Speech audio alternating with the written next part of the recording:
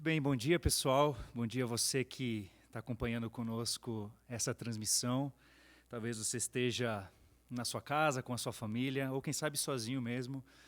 Seja muito bem-vindo a participar conosco neste tempo.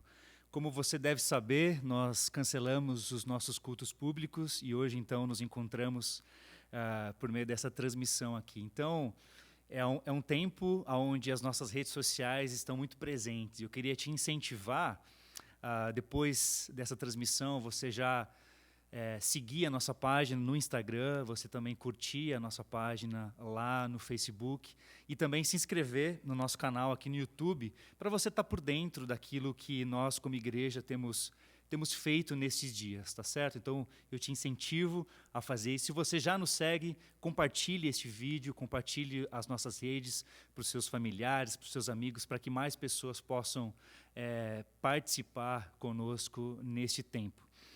Tempo este que não deixa de ser uma oportunidade para que a gente tenha a nossa fé cada vez mais fortalecida e a nossa esperança também cresça diante das circunstâncias em que vivemos.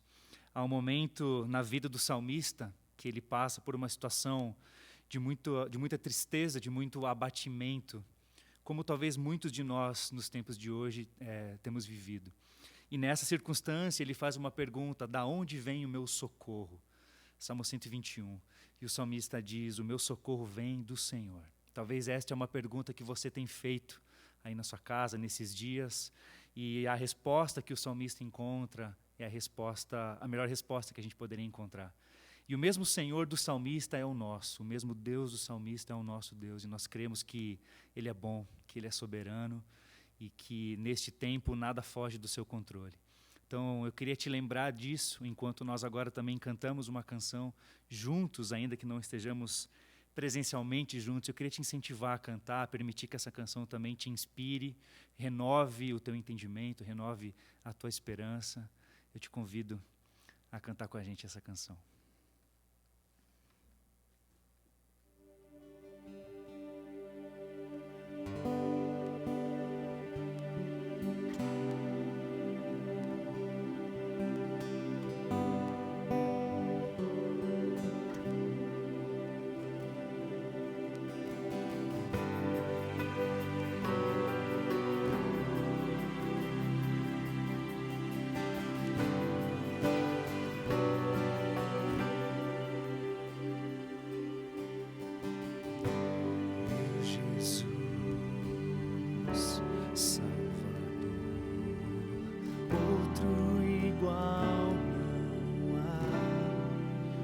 Todos os dias eu quero louvar as maravilhas do seu amor.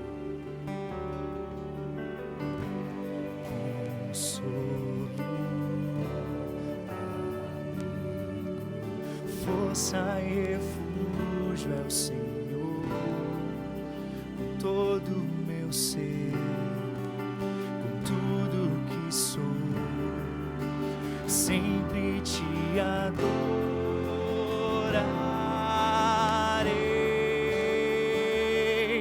Aclame ao Senhor toda a terra e cantemos poder, majestade, louvores ao Rei. Montanhas se prostrem e rujam os mares ao som de teu nome. Alegre te louvo por teus grandes feitos. Firmado estarei, sempre te amarei. Incomparáveis são tuas promessas pra mim.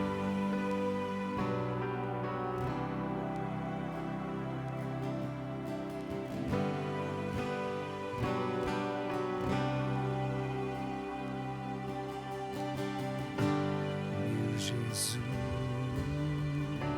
Salvador, outro igual não há.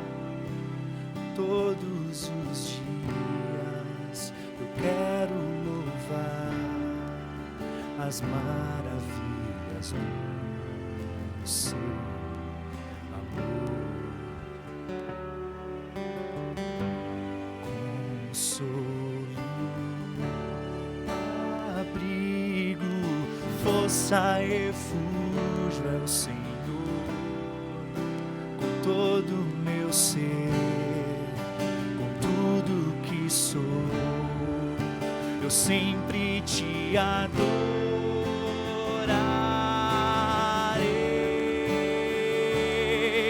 Aclame ao Senhor toda a terra e cantemos poder, majestade, louvores ao Rei.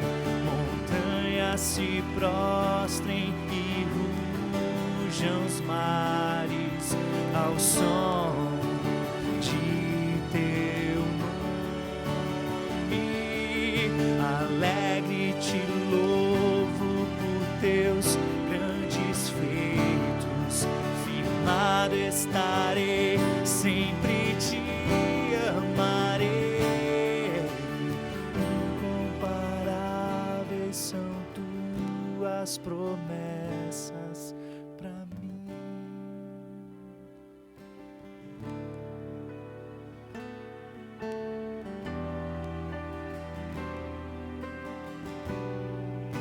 A morte venceste, o véu tu rompeste, a tumba vazia agora está. O céu te adora, proclama tua glória, pois ressuscitaste, vivo está. Tu és invencível, inigualável, hoje pra sempre reinarás. Teu é o reino, tu é a glória, acima de todo nome está. Poderoso esse nome é, poderoso esse nome é, o nome de Jesus, meu Rei. Poderoso esse nome é, mais forte que tudo é. Poderoso esse nome é, o nome de Jesus. Poderoso esse nome é, o nome de Jesus. Poderoso esse nome é, o nome de Jesus.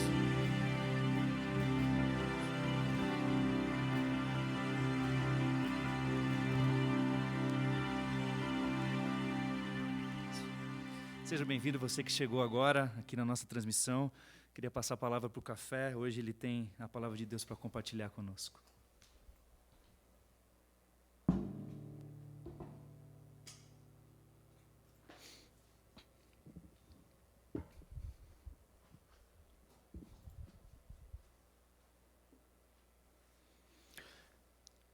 Bom dia, gente. Eu sei que você está lidando com essa situação onde a gente tem que se adaptar. E eu queria te incentivar, com as pessoas com quem você convive aí na sua casa, com o seu lar, a aproveitar esses momentos para se reunir e poder ter um momento de culto a Deus. Nós aqui como equipe pastoral, nós estamos sentindo não podermos estar reunidos, mas nós também queremos ajudar vocês para que vocês possam continuar cultuando dentro do contexto do seu próprio lar. Nós vamos continuar fornecendo aqui um momento de cânticos para que você louve a Deus aí com sua família, com as pessoas da sua casa. Nós vamos continuar fornecendo a vocês o alimento e a pregação. E aproveitem esse momento inesperado, surpreendente, para que possa haver então culto dentro da sua família, dentro da sua casa. Aproveite bem essa oportunidade. Bem, nós estamos nessa série onde nós estamos conversando sobre as bem-aventuranças. Nós estamos nessa série cujo título é Versão Oficial. E nós estamos vendo o discurso mais famoso de Jesus, o discurso lá do Sermão do Monte, onde ele começa a descrever aquelas pessoas que, segundo a avaliação do próprio Deus, são aquelas pessoas tidas como felizes. Deus as avalia e diz: esta pessoa é feliz. Não é na concepção dos outros, muitas vezes não é na concepção daquela própria pessoa, mas é uma análise feita pelo próprio Deus. Deus diz que essas pessoas descritas nas bem-aventuranças, elas são felizes pelo critério divino. Nós já caminhamos, nós estamos aqui no nosso quarto encontro, e hoje nós vamos ver Mateus 5:6. O título da nossa reflexão é esse. Nós vamos falar sobre ambição piedosa. Ok? Ambição piedosa, seguindo a nossa série de reflexões no Sermão do Monte. Muito bem, quando a gente fala de ambição, nós estamos falando de apetites.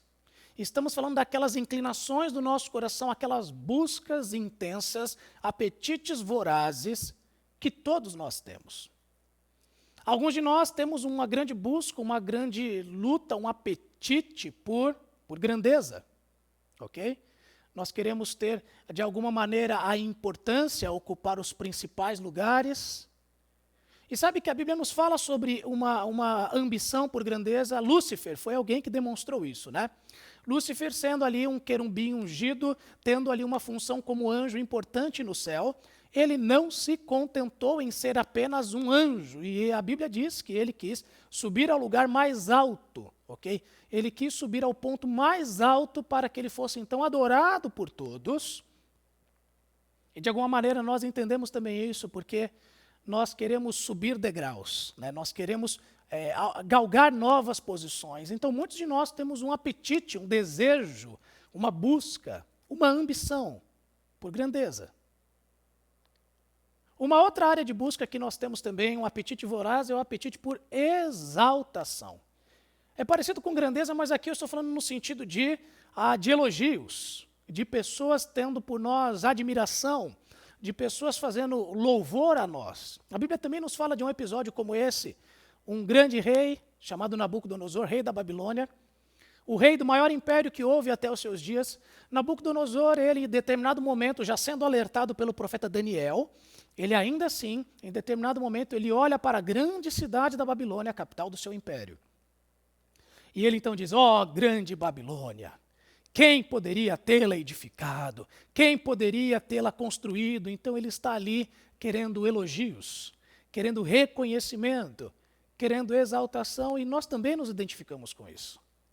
Porque muitas vezes o que nós queremos é isso, é o aplauso, é o reconhecimento, é a curtida, é o compartilhar, é o incentivo, é o elogio, é o tapinha nas costas, que vai fazer com que nós nos sintamos, de alguma maneira, melhores. Uma outra área de um apetite voraz que nós podemos ter é aquela busca por satisfação. Aquele apetite, aquele não se satisfaz facilmente, nós sempre estamos querendo mais e mais e mais. A Bíblia conta uma história, Jesus, na verdade, conta uma história, uma parábola, que é a parábola do rico insensato. Fala de um homem que ele tinha ali grande quantidade de riquezas, os seus celeiros estavam lotados de mantimentos. E o que ele faz? Ele pensa: o que eu vou fazer? Eu não tenho mais celeiros, meus mantimentos estão aqui estocados e não há mais espaço. E o que ele faz? Ele fala: já sei. Eu vou construir mais e mais e mais celeiros para poder acumular mais e mais e mais, porque a sua satisfação era aquilo que o movia. E aí vem aquela parte da Bíblia tão conhecida aqui. Deus diz para essa pessoa: louco, né? Essa noite pedirão a sua alma. Você está aí preocupado em acumular aquilo que vai te satisfazer, quando na verdade há algo que deveria estar ali nas suas buscas. Deveria haver um outro apetite, uma outra ambição em sua vida que você está desconsiderando. Eu poderia ficar aqui grande parte da nossa reflexão conversando sobre as áreas em que a nossa ambição se manifesta. Mas todas elas, como eu disse para vocês, mostram o quê? Que nós temos esse impulso dentro de nós que nos move. Uma ambição por algo. Uma ambição por algo que vai nos trazer aquilo que nós entendemos que é aquilo que nós precisamos.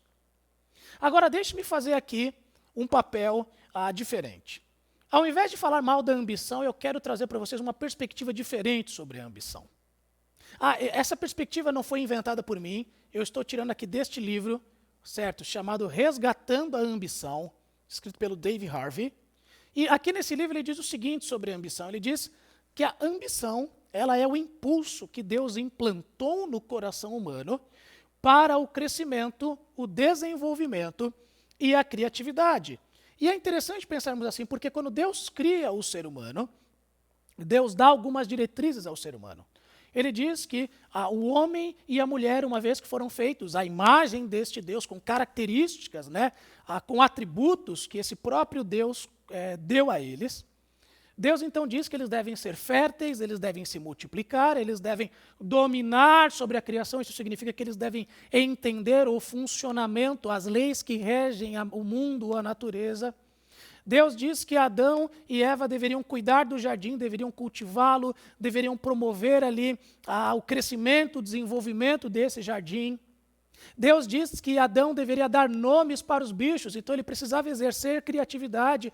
Então, o que o Harvey está propondo e que me parece exatamente aquilo que a Bíblia fala sobre a ambição? Nós fomos feitos por Deus. E Deus, então, ao nos fazer, Ele implantou em nós esse impulso.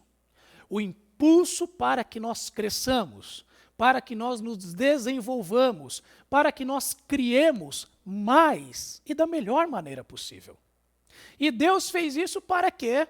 Para que, à medida em que nós exercêssemos os papéis e cumpríssemos as ordens que Ele nos deu, nós então fizéssemos o nosso melhor e então dessemos glória a Ele.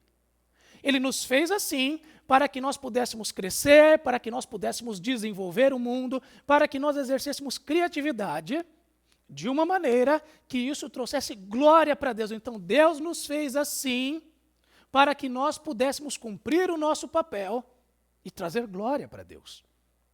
Portanto, o fato de termos ambição não é algo ruim, pelo contrário, é algo inerente a quem somos. Nós somos movidos por desejos, nós somos movidos por vontades. Deus colocou em nós esse desejo por crescermos, por nos desenvolvermos, por fazermos algo melhor e da melhor maneira possível. O problema, meus amigos, é que, assim como todas as demais áreas, o pecado, ele corrompeu a nossa ambição.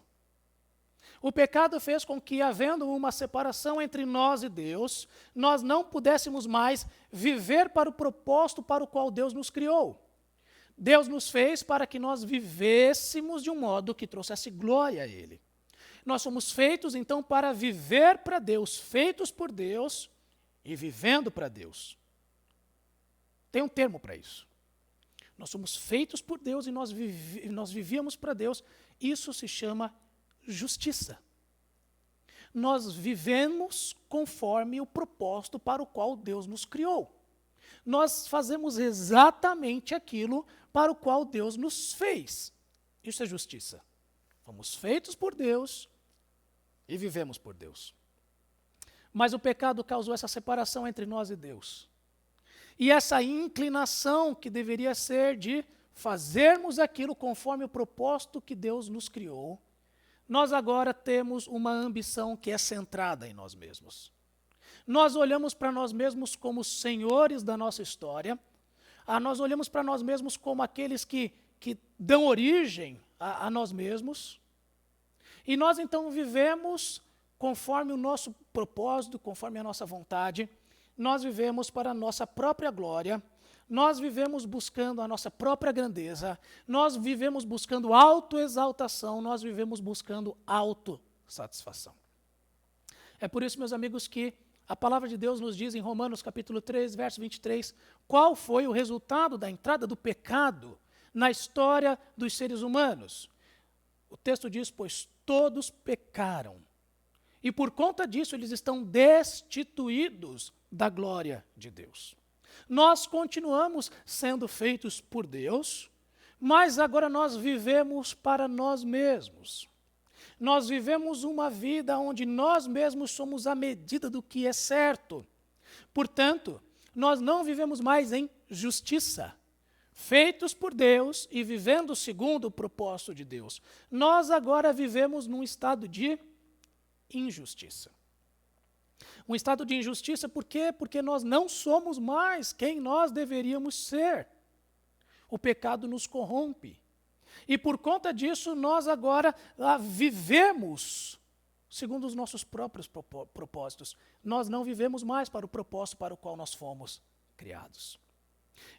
Fomos, portanto, criados por Deus para vivermos segundo o propósito de Deus. Isso é justiça. Vivemos exatamente para o propósito para o qual fomos criados. O pecado nos colocou, então, em injustiça. Nós não somos mais quem deveríamos ser. E não vivemos mais para os propósitos para os quais nós fomos criados. Tendo, portanto, em mente essa verdade acerca do que é a justiça e do que é a injustiça, faz muito sentido, então, o texto de Mateus 5, que nós vamos ler agora. Mateus 5:6 é o texto base da nossa reflexão. E ali o Senhor Jesus diz: bem-aventurados os que têm fome e sede de justiça, pois serão satisfeitos. No Evangelho de Lucas, onde esse mesmo discurso ocorre, nós temos ali uma versão que nos traz mais informações sobre o que Jesus está dizendo aqui.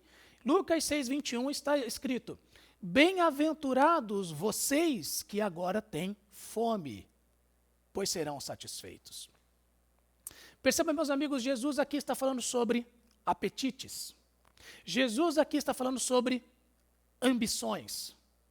Jesus aqui afirma que o mais profundo desejo, o maior apetite, a principal ambição de alguém deve ser por justiça. E eu não estou aqui falando de justiça social, termo este tão importante e tão banalizado em nossos dias. É uma justiça específica, que deve ser, portanto, o nosso principal apetite, nossa principal ambição. Meus amigos, essa é a única ambição capaz de redimir a sua vida. Essa é a única ambição capaz de trazer satisfação verdadeira e plena. E é sobre essa ambição, uma ambição piedosa, que nós vamos conversar hoje. Em primeiro lugar, esse texto nos apresenta a realidade acerca de uma fome. O texto nos fala sobre fome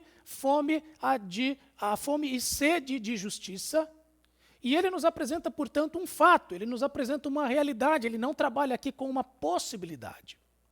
E vamos entender o que é que Jesus está nos falando aqui sobre a realidade desta fome. Em primeiro lugar, o verso diz que bem-aventurados são os que têm fome e sede. O que isso nos mostra, gente? Jesus aqui ele está sendo específico. Ele está nos dizendo que não são todos os seres humanos que reconhecem o fato de que têm fome e sede, de que carecem dessa justiça. O ser humano, ele existe num estado faminto por justiça, porque nós perdemos o propósito para o qual nós fomos criados desde o início em Adão e Eva. Todos os seres humanos existem famintos por justiça, mas o que Jesus nos mostra aqui é que são aqueles que têm, aqueles que reconhecem essa fome, que são felizes. Meus amigos, poucos reconhecem sua fome. Poucos buscam satisfazê-la em Deus. Há poucos que reconhecem, e alguns que reconhecem, que entendem que há algo errado em si, buscam satisfazer essa fome, esse apetite, essa ambição, em fontes que não o próprio Deus. O que nós vemos aqui, portanto, meus amigos, é que Deus criou o ser humano com uma necessidade por Deus. Nós tentamos satisfazer essa nossa necessidade através de coisas que estão ao nosso alcance. Nós tentamos satisfazer o nosso coração, os nossos apetites, com aquilo que nós consideramos ao acesso das nossas mãos. E nada é capaz de satisfazer uma necessidade que Deus nos criou e que só pode ser satisfeita nele mesmo. Portanto, meus amigos, o ser humano existe faminto por justiça, mas são poucos os que reconhecem essa fome. E desses que reconhecem, são poucos os que entendem que é apenas em Deus que essa fome pode ser satisfeita. O texto nos diz então, os que têm fome e sede. E é interessante porque aqui, o que Jesus está fazendo, ele está usando termos que dizem respeito às nossas necessidades essenciais. Ele está falando aqui sobre a fome que é saciada por alimento e a sede que é saciada por água. E ele está estabelecendo aqui uma comparação que é fundamental que nós entendamos. Ele está dizendo que como o alimento e a água, eles são necessários, eles são exigências para a vida física. Justiça é necessária para a vida espiritual, é uma condição inegociável, é uma exigência, faz parte da essência da vida espiritual, constitui o seu cerne. Se nós não tivermos, portanto, essa justiça, não é possível que nós tenhamos vida espiritual. Portanto, meus amigos, justiça não é apresentado para nós como um suplemento para a vida espiritual. Não é como aquela barrinha de cereal que a gente come de vez em quando para enganar a nossa fome. Não. Justiça é apresentada como uma necessidade para a vida espiritual. Não há vida espiritual sem justiça. Do mesmo modo que não há vida física sem alimento e sem água. E Jesus diz ainda sobre a realidade da fome, os que têm fome e sede de justiça, ou melhor dizendo, da justiça. Eu estou colocando da justiça aqui porque é assim que está no texto original, meus amigos. Não é de justiça, porque aí poderia ser uma justiça genérica, uma justiça variável, e cada um ter o seu próprio conceito de justiça. Mas o texto grego não diz de justiça. O texto grego diz da justiça. Portanto, é uma fome e sede por uma justiça específica. É fome e sede por uma justiça precisa. E o que o texto nos mostra é isso, meus amigos. Quem se rende a Cristo, ele não almeja qualquer justiça. Ele não almeja se condicionar ou se adequar a qualquer padrão ou qualquer propósito para a sua existência. Não. Quem se rende a Cristo almeja que a justiça de Cristo, esta é a justiça específica de Cristo, que ela opere em sua vida. Nós vamos conversar mais sobre o que é a justiça de Cristo operar em nossa vida, mas entenda, a realidade da fome que Jesus está dizendo é essa.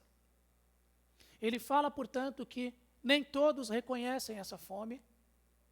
Ele mostra que essa fome é algo que diz respeito a uma necessidade, vida espiritual só existe a partir disso. E ele está falando de uma justiça específica. Uma justiça que nos leva a ter o desejo pelo nosso pecado, sendo substituído pelas virtudes de Cristo.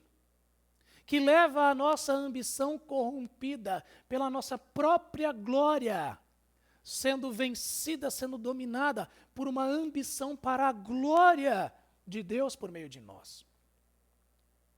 Uma justiça que quanto mais nós negamos a nós mesmos, mais nós desejamos ser como Cristo, estarmos alinhados, estarmos conformes o caráter, a grandeza da pessoa de Cristo. Portanto, meus amigos, a realidade da fome é expressa nessa passagem não como uma probabilidade, mas como um fato real. E é importante nós entendermos aqui uma diferença essencial entre ter fome e estar faminto por justiça. Porque, meus amigos, é possível que muitas pessoas tenham fome de justiça, olhem para suas vidas e tenham um senso de inadequação, olhem para suas vidas e entendam que há algo errado e que não estão, portanto, conformes. O padrão para o qual foram criados não estão conformes àquilo que deveriam ser. Agora, meus amigos, ter fome, reconhecer que algo está desalinhado, não é estar faminto por justiça. E o que Jesus está falando aqui diz mais respeito a alguém faminto do que simplesmente alguém que tem fome. A Bíblia tem uma história que nos ajuda a entender muito bem essa diferença. É a parábola do filho pródigo, você provavelmente a conhece, já ouviu várias vezes. Conta a história daquele sujeito que tinha um pai, e esse sujeito então pede ao seu pai a parte na herança, e ele vai e gasta o seu dinheiro de maneira irresponsável numa terra distante, e quando acaba o seu dinheiro, ele tem fome. Mas o que é que ele faz quando ele tem fome, gente? Enquanto ele apenas tem fome, ele pensa em opções que estão ao alcance do seu braço. Enquanto ele apenas tem fome, ele vai e ele pensa em alimentar porcos. Porque isso é algo difícil, é algo humilhante, mas ainda é algo que ele é capaz de fazer. Mas a história nos mostra que a situação dele se torna cada vez mais grave, até o ponto então que ele está faminto. Até o ponto onde ele já não tem mais recursos. Quando ele tem fome, ele pensa em dar comida aos porcos. Mas quando ele está faminto, ele decide ir até o pai. E ele vai até o pai, e ele decide clamar por misericórdia ao pai, dizendo: Pai, pequei contra os céus e pequei contra ti, não sou digno de ser chamado teu filho. E, meus amigos, ter faminto é a característica daqueles que passam a depender exclusivamente da justiça de Deus para serem aceitos. Que passam a depender exclusivamente da justiça de Cristo para serem saciados. Portanto, é possível que você seja alguém que tem certo grau de fome.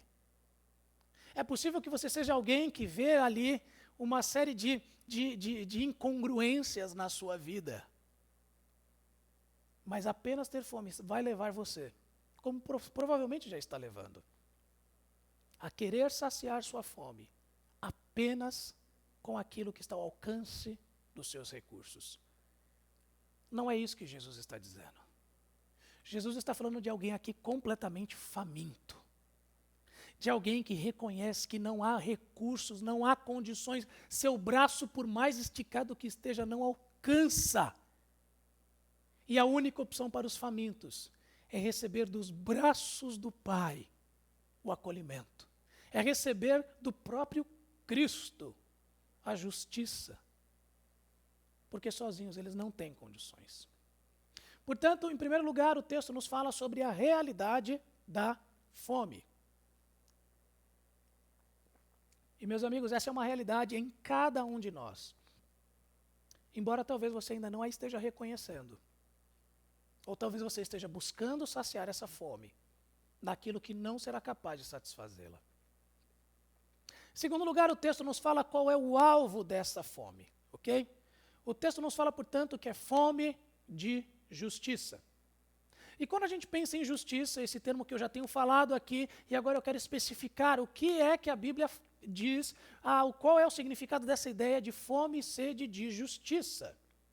Bem, em primeiro lugar, quando nós falamos de justiça, nós estamos falando então de salvação. E é interessante como todas as bem-aventuranças que vimos até agora, elas constroem um raciocínio que faz todo sentido, dizendo respeito à salvação. Na primeira bem-aventurança que vimos, nós vimos que felizes são aqueles que são pobres de espírito. A salvação, portanto, ela se inicia com o reconhecimento da sua própria pobreza de espírito, a sua incapacidade de recursos em si mesmo. Segunda bem-aventurança nos diz que bem-aventurados são os que choram. Esse reconhecimento da pobreza de espírito envolve ali o choro, o lamento, a tristeza ao contemplar o seu estado pecaminoso. A terceira bem-aventurança que vimos diz que felizes são os humildes. E a salvação, ela prossegue. Em humildade, então, a gente submete o nosso ser a Deus. Nós nos rendemos a Ele. Nós entendemos que nós não temos forças para resolver o problema que o pecado gerou em nós. E a quarta bem-aventurança, que é essa que nós estamos vendo hoje, diz que bem-aventurados são os que têm fome e sede de justiça. E é a isso que a nossa salvação nos leva. Nós passamos a confiar na justiça de Cristo para a nossa redenção. Porque nós não temos condições de sermos quem deveríamos ser, nós não temos condições de viver para o propósito para o qual fomos criados, o pecado nos impede disso, e aí Cristo vem.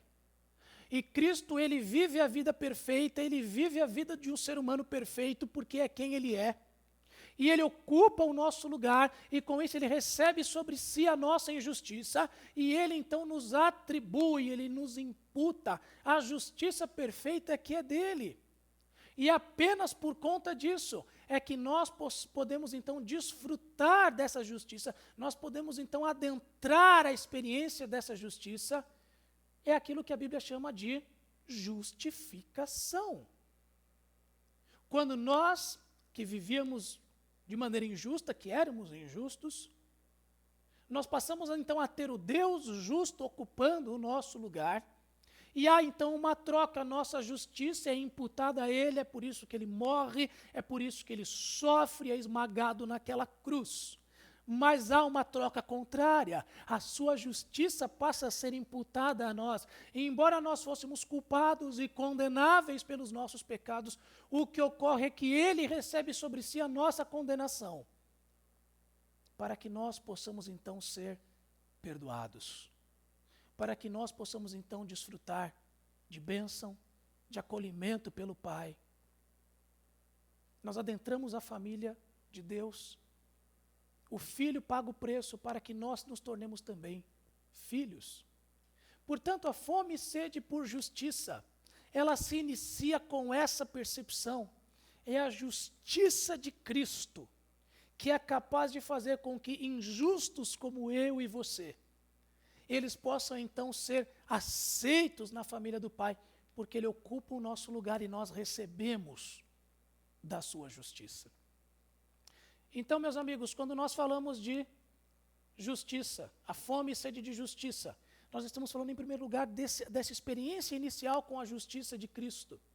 É aquilo que Tito capítulo 3, versos 4 e 5 nos dizem.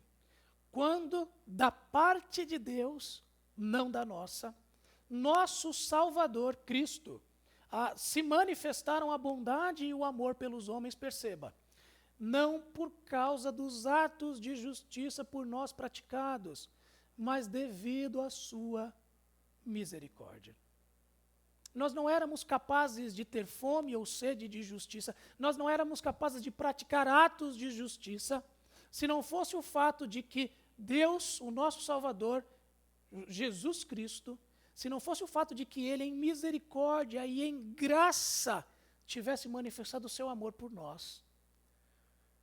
Não há nada que pudéssemos fazer para que nós pudéssemos, então, receber justificação, o perdão dos pecados.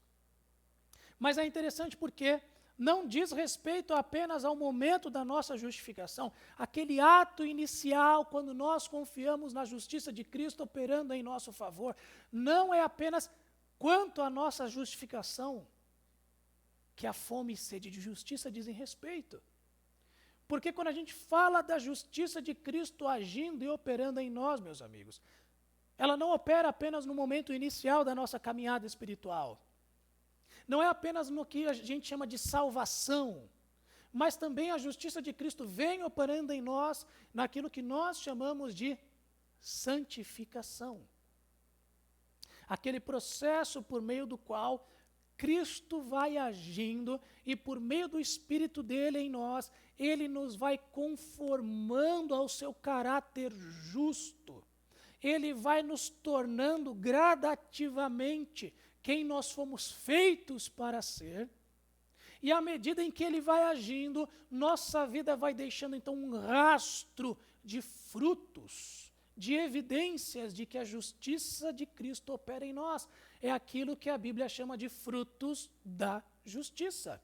Filipenses capítulo 1, versos 10 e 11 dizem isso, a fim de serem puros e irrepreensíveis até o dia de Cristo, cheios do fruto da justiça, Fruto que vem por meio de Jesus Cristo.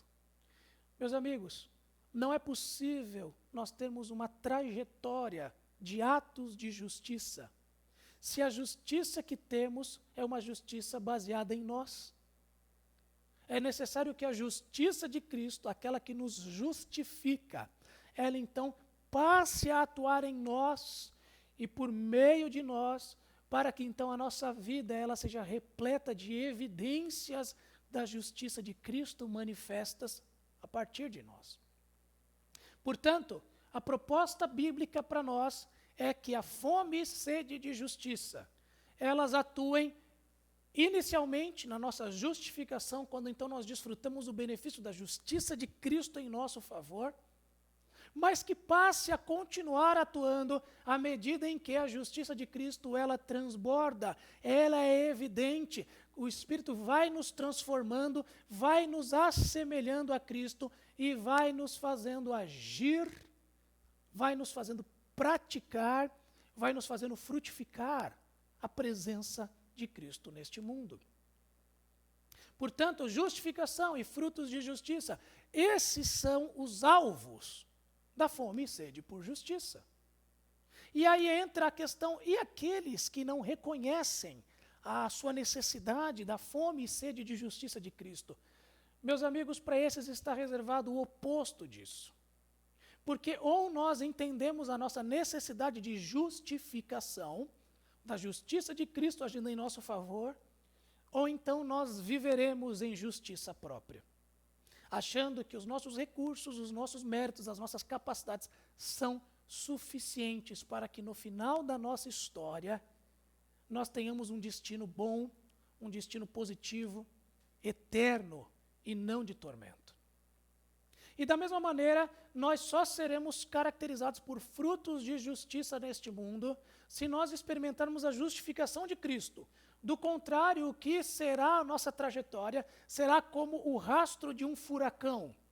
Uma trajetória de destruição, atos de injustiça, de perversão, de maldade, de egoísmo. Mesmo as nossas boas obras, percebidas por outros como boas obras, terão no fundo uma motivação centrada em nós mesmos. Egoísta. Que não é fruto de uma justiça real. Nós continuamos não sendo quem deveríamos ser e continuamos não praticando aquilo que deveríamos praticar. Portanto, meus amigos, o alvo da fome é esse. Veja o que o texto diz aqui novamente.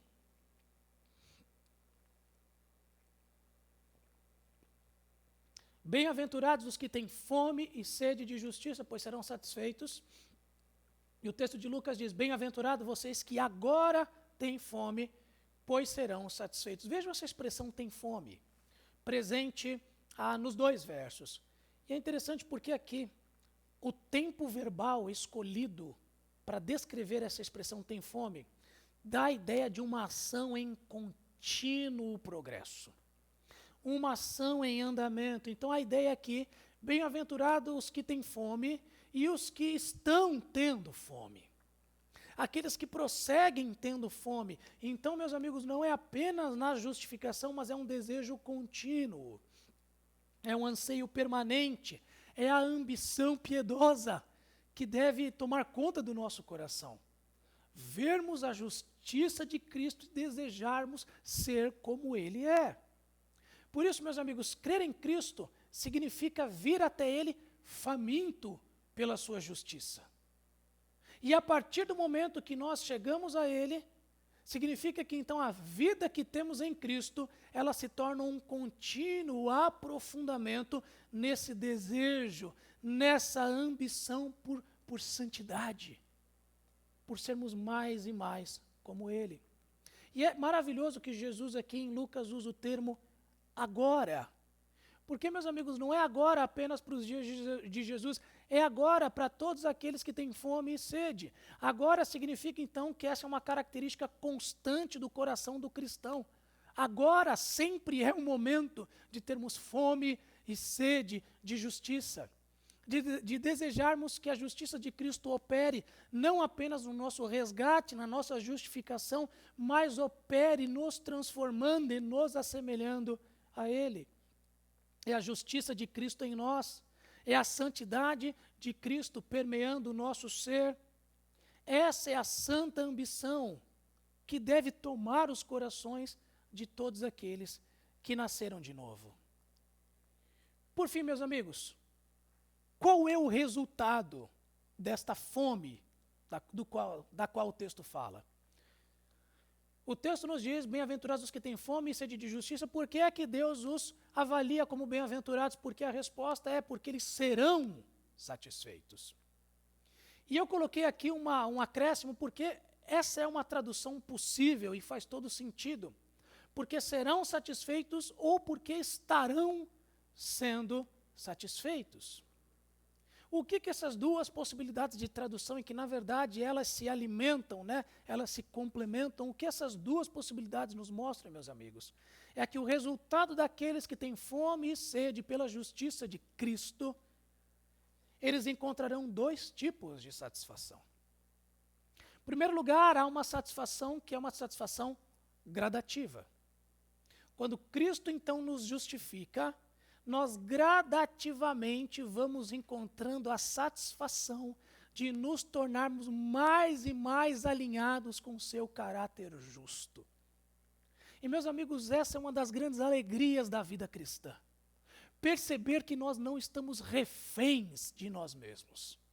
Perceber que nós não estamos presos a quem fomos antes. É olharmos para quem fomos e, como as bem-aventuranças nos mostram, reconhecermos a pobreza do nosso espírito, chorarmos e lamentarmos pelo que fizermos, sermos humildes diante de Deus, mas há um aspecto positivo maravilhoso, que é qual?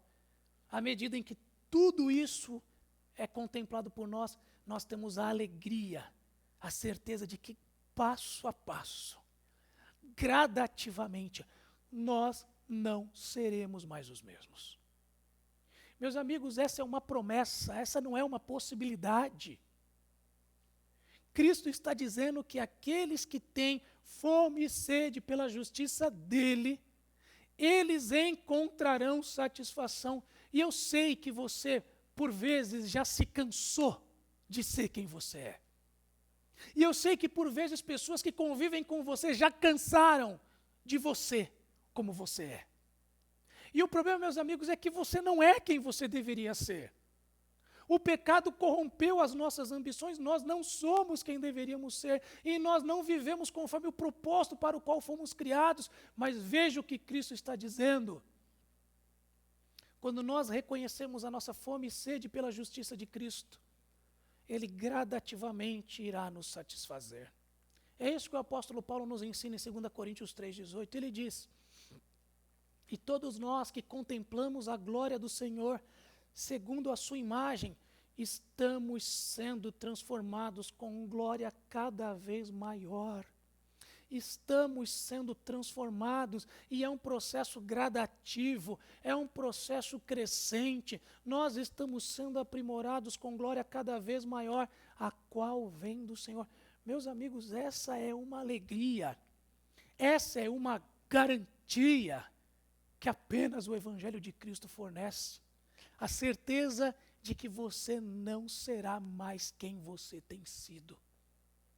Que você será transformado, aprimorado, aperfeiçoado a cada dia, passo a passo, à medida em que você anseia, que você ambiciona, para que a justiça de Cristo, o seu justificador, esteja operando e produzindo em você um caráter como o dele.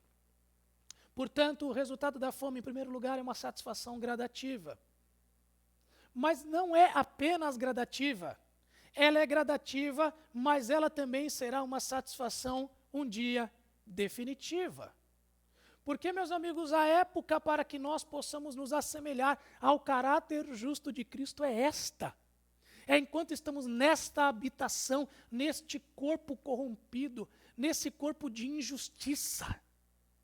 Haverá um momento, porém, em que nós estaremos face a face com aquele que nos justificou.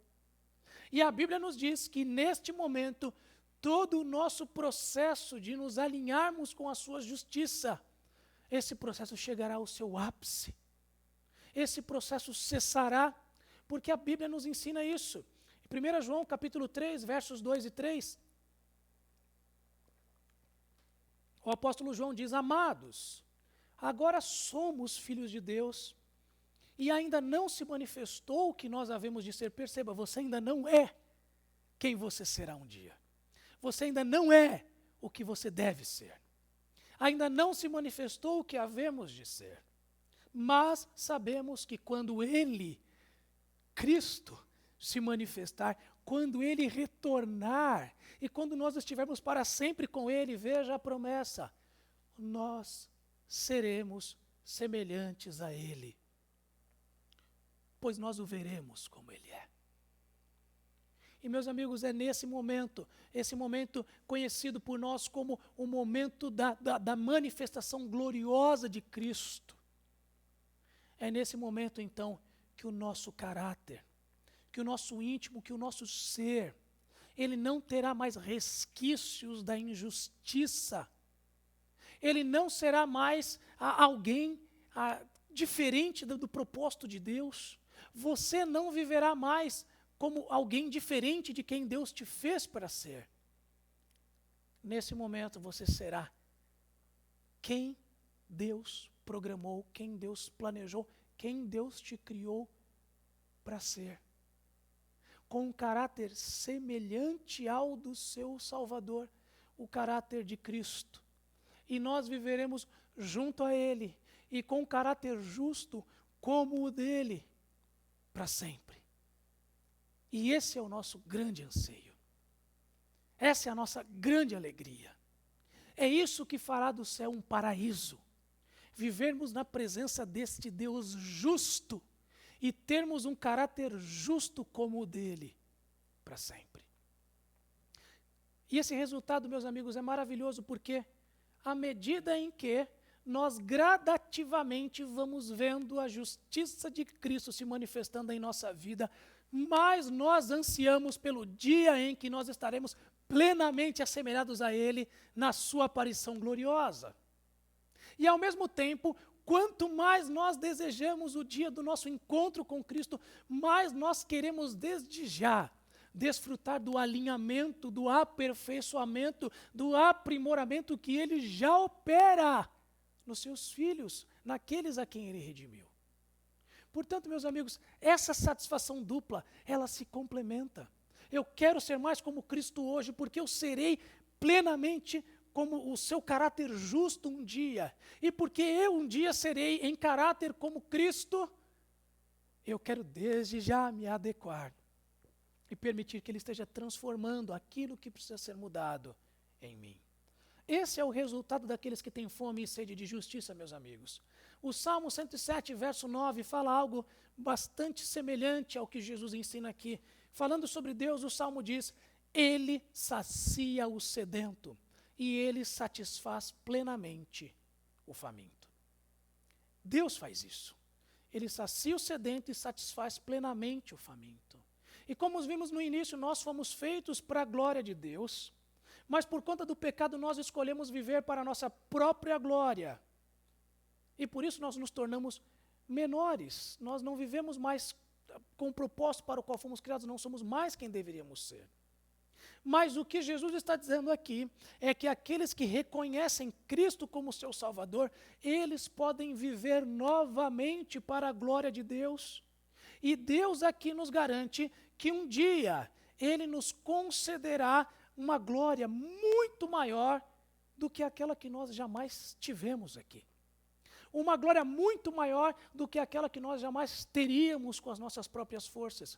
Uma glória maior do que aquela que Adão teve antes da queda, porque aquela era uma glória que podia ser perdida. E Ele nos garante, então, uma glória eterna, incorruptível. Meus amigos, esse é o resultado daqueles que têm fome e sede pela justiça de Cristo. Eles serão satisfeitos gradativamente e definitivamente no nosso encontro com Ele. Portanto, quais são as conclusões que nós chegamos ao refletirmos sobre essa bem-aventurança, gente? Francis Chan, esse pastor norte-americano, autor desse livro aqui, Louco Amor, ok? Ele tem uma frase que eu acho bastante aplicável para o que nós conversamos aqui. Francis Chan diz: nosso maior medo não deve ser o fracasso, mas ser bem-sucedido naquilo que não importa. E aí nós voltamos a falar dos nossos apetites, das nossas ambições. É um fato, todos nós somos guiados por desejos. Todos nós consideramos algo ou alguém digno dos nossos esforços, da nossa devoção. Nós estamos buscando a satisfazer apetites, nós temos ambições que nos conduzem. Como vimos no início, Deus nos fez assim, para que nós possamos então desenvolver, possamos crescer, possamos ser criativos. Ele implantou em nós a ambição. E o que o Francis Chan está dizendo é que o que deve nos provocar temor, meus amigos, não é nós fracassarmos, mas é termos sucesso ambicionando aquilo que não importa. Tendo isso em mente, eu quero desafiar você em algumas áreas práticas. Primeiro, vivemos numa sociedade que nos conduz à autossatisfação. Faça aquilo que está no seu coração, satisfaça-se plenamente. A bem-aventurança de Cristo vai na contramão e o desafio é: pratique a auto-insatisfação. A olhar para aquilo que você é, olhar para aquilo que move o seu coração, olhar para os valores que dominam as suas decisões, Cristo está dizendo: olhe para isso e entenda que esse não é quem você deveria ser. Olhe para isso e entenda que esse não é o propósito para o qual você foi criado. Entenda que há valores injustos dominando a sua caminhada. E não fique satisfeito em ser quem você é. Não fique satisfeito com a estagnação. Olhe para Cristo. Deseje que a justiça dele rompa o domínio do pecado na sua vida. E deseje que o Espírito dele venha operar em você para que você se torne mais como ele. Essa é uma auto-insatisfação benéfica, positiva. Nós devemos ter esse descontentamento santo, nos alegrando com aquilo que Cristo já tem feito, mas reconhecendo que há áreas da nossa vida onde é necessário que nós sejamos mais e mais como Ele. Segundo lugar, liberte-se da satisfação baseada em fontes externas. Quando você olhar para si mesmo e você entender: eu tenho fome, eu não estou sendo quem devo ser, não estou vivendo para o propósito para o qual fui criado. Quando você reconhecer a sua fome, liberte-se da mentira de que é possível satisfazer-se com aquilo que está ao seu alcance, com aquilo que você mesmo é capaz de alcançar, você é capaz de realizar. Não. Essa é uma mentira que tem aprisionado e destruído muitas pessoas. Nossa satisfação não é baseada em fontes externas, não é baseada em pessoas, não é baseada em bens. Na verdade, ela é baseada numa fonte transcendental, na pessoa do próprio Deus. Terceiro lugar, anseie conhecer mais o Deus justo, para que Ele te guie, para que Ele te conduza no caminho da justiça. Portanto, como é que nós podemos conhecer mais o Deus justo? O Salmo 119, verso 40 nos diz. Ali o salmista diz: como eu anseio pelos teus preceitos, preserva a minha vida por tua justiça. Para nós conhecermos o caráter justo de Deus, para conhecermos o Deus que nos justifica, nós precisamos da tua palavra, dos teus preceitos, para que Ele nos guie.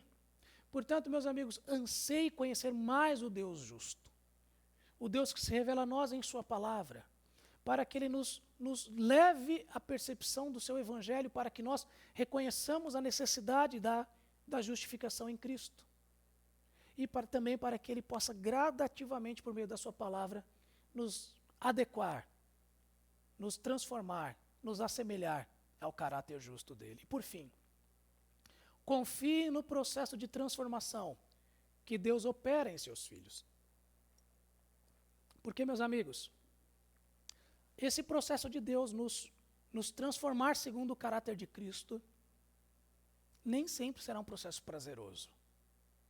Sempre será benéfico. mas nem sempre prazeroso.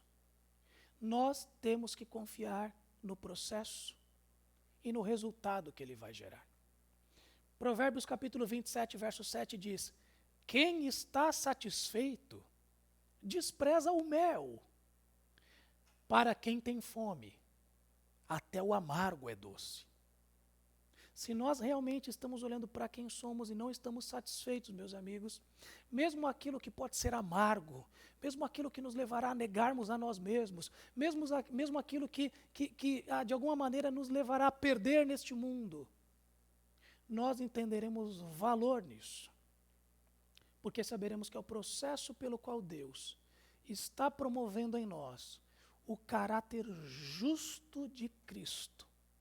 E no final das contas, a satisfação por estarmos nos tornando mais como o nosso Senhor é superior àquilo que podemos perder neste processo. Eu quero convidar você nesse momento a orar, para que nós possamos juntos louvar a Deus, porque Ele nos satisfaz na nossa fome e sede pela justiça que apenas Ele é capaz de nos conceder. Vamos orar. Senhor Deus, obrigado porque o Senhor desperta em nós a percepção de que estamos famintos, de que porque existimos em injustiça, não somos quem deveríamos e não vivemos para o propósito para o qual fomos criados. O nosso estado é de famintos por vida espiritual. Mas obrigado porque em Cristo, Tua justiça se torna acessível a nós. Ele nos justifica, nos concedendo, portanto, acesso a Ti por meio da justiça que Ele nos imputa. E Ele nos insere num processo onde os frutos de justiça vão sendo manifestos em nós, à medida em que nós vamos sendo assemelhados ao Seu caráter. Senhor, desperta em nós esse apetite voraz, essa ambição piedosa. Produz em nós uma auto-insatisfação ao percebermos aquilo em nós que não diz respeito a quem deveríamos ser, que não é conforme o caráter que Cristo deseja produzir em nós. E que ao reconhecermos isso, nós não pensemos que nós podemos mudar esses aspectos em nós mesmos, mas que nós busquemos o Deus justo, o Deus justificador, o Deus que nos transforma em justiça, para que nós nos tornemos mais e mais como Cristo. E por mais que isso venha a doer, Senhor, que a nossa alegria em saber que o resultado é nos tornarmos quem o Senhor nos fez para que fôssemos. Que essa alegria sobrepuje a dor daquilo que nós podemos perder, que sobrepuje a dor de negarmos a nós mesmos nesse processo. Desperte em nós esse profundo apetite, essa profunda ambição, cientes de que encontraremos satisfação, hoje, gradativa e definitiva no porvir. É em nome de Cristo que nós, portanto, oramos. Amém.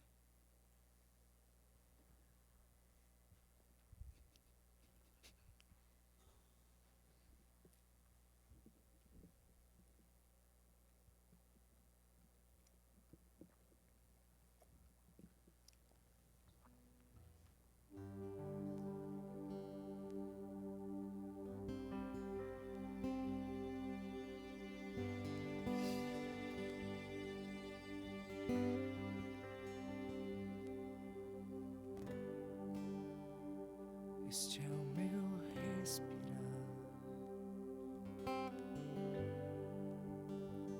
este é o meu respirar,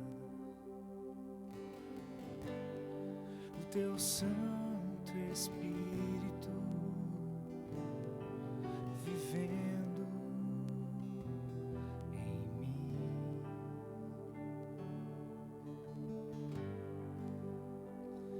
E este é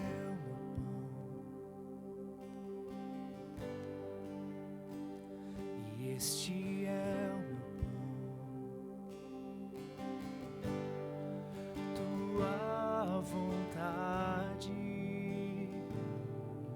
feita em mim.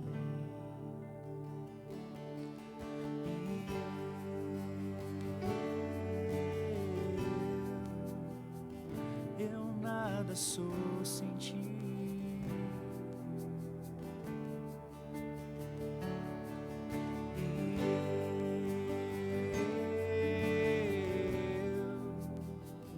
Perdido estou sem ti.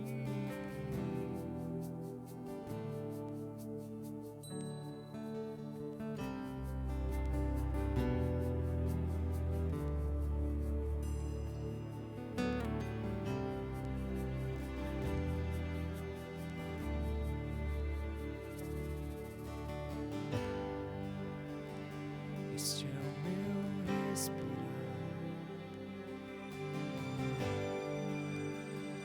Este é o meu respirar. O teu Santo Espírito vivendo em mim.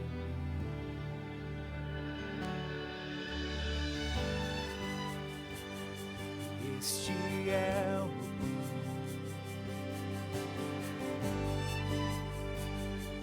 Este é o tua vontade feita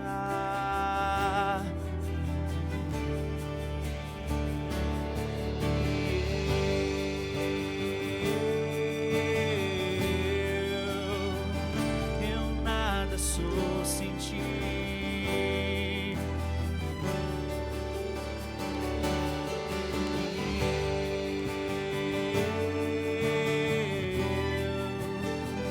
Perdido estou sem ti.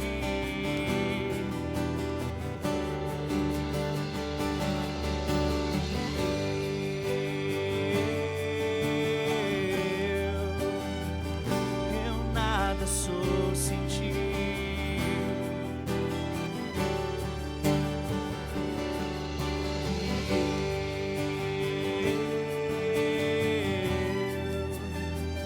Perdido estou sem ti.